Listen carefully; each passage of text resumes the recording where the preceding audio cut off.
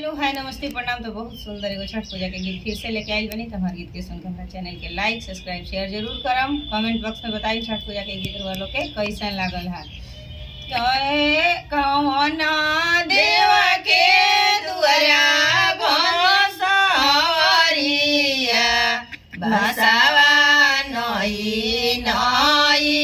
जाय बसवा नई नई जाय जरी से काटैबो बसवरिया देवो डोमा के हाथ देवो में डोमा के हाथ थोड़ा ढेरा दौरावा कलशु पाबिनी जरूर कलशु पाबिनी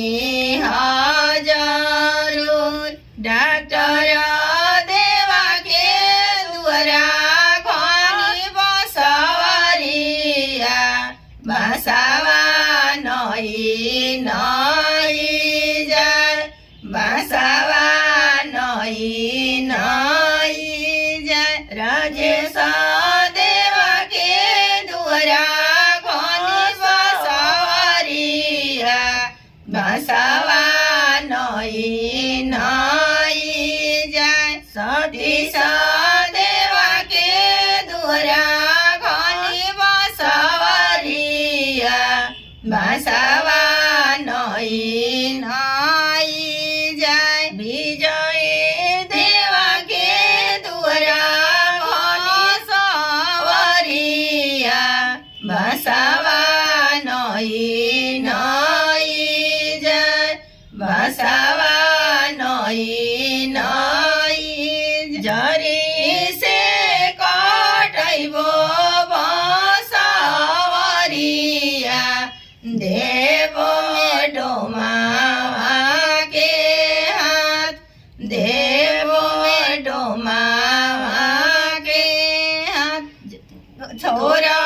धेरा बिहा डोम दौरावा कलशु पाबिनी जरूर कलशु पाबिनी जरूर आदिता देवा के दुआरा जाय बसवा नई नई इकुआ देवा के दुआरा घसवरिया बसवा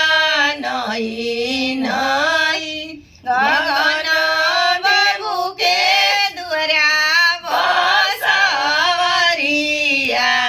बसवा